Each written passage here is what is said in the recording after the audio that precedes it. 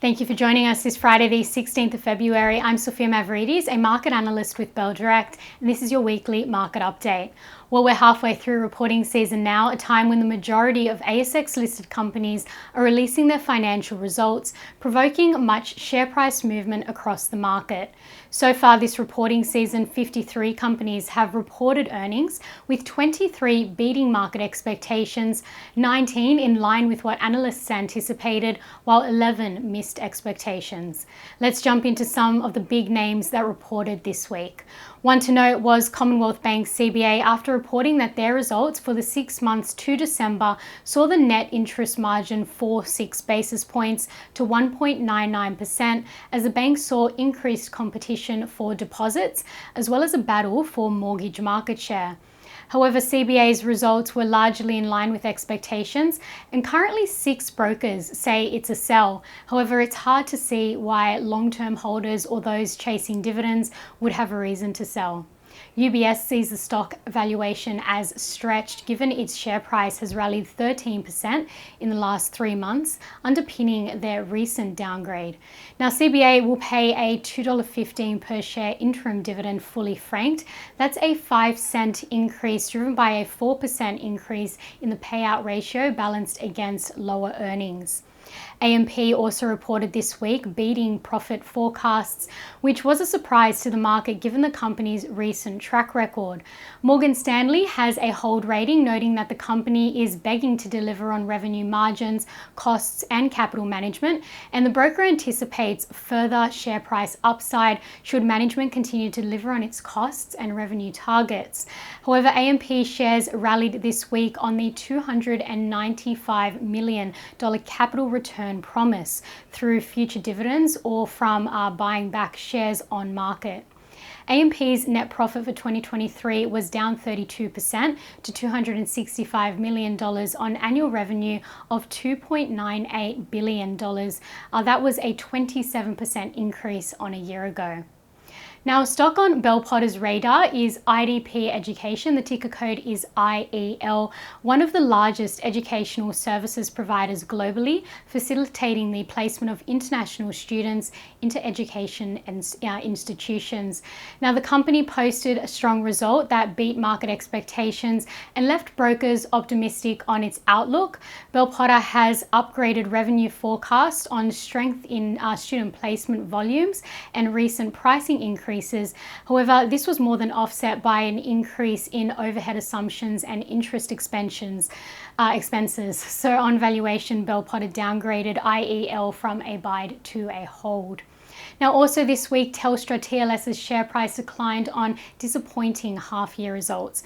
For 6 months ending December 31st, Telstra reported an increase in total income and underlying EBITDA, reflecting growth across mobile services, international and Telstra's InfraCo Fixed, which offset weakness in mobile hardware and other business divisions.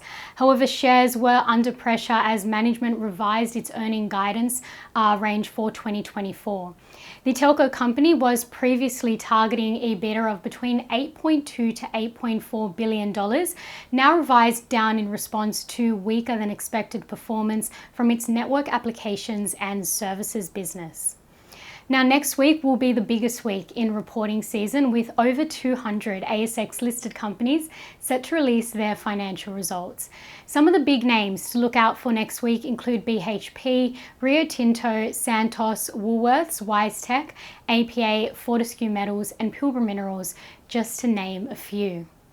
As for the market's movements this week so far, well, the Australian market declined 0.5% this week, with information technology taking the lead, rallying 5.5%, followed by consumer discretionary and real estate. Meanwhile, the healthcare sector declined the most, down 4.85%, followed by energy and materials. On the ASX 200 leaderboard, Sayona Mining SYA was in the lead, advancing an impressive 30% Monday to Thursday, defying the overall volatility of the ASX 200 index this week. The lithium stock took the market by surprise with an undisclosed partnership agreement with a major lithium producer that is to significantly boost SYA's production capabilities and presence in the market. Altium, ALU, was also ahead this week, up 28% after accepting a takeover offer from a Japanese tech company, a scheme of arrangement for a cash price of $68.50 per share, which represents a 34% premium to its close price on Thursday, valuing Altium at $9.1 billion.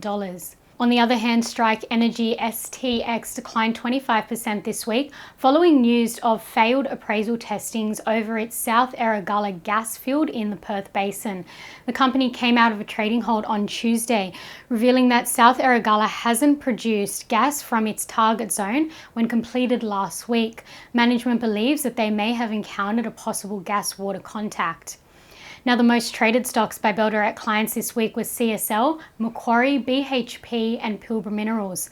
Clients also bought into Woodside Energy, South 32, Viva Energy and Pro Medicus, while took profits from Magellan Financial and NAB. And the most traded ETFs by Bell Direct clients this week were the Vanguard Australian Shares ETF, that's VAS, the Global X Ultra Short Nasdaq 100 Hedge Fund, that's SNAS, and the Beta Shares Geared Australian Equity Hedge Fund, GEAR. End-to-end economic data to watch out for next week. Well, on Tuesday, the latest RBA meeting minutes will be released. On Wednesday, we'll receive Westpac's lending index data and the wage price index data. And on Thursday, the manufacturing and services flash PMI for February will be out. That's a forward-looking estimate of the final PMI that will be out the following week. And remember, a PMI above 50 will indicate an expansion from the month prior. And that's all for this week. Well, I'm Sophia Mavridis with Bell Direct. I hope you have a great day and happy trading.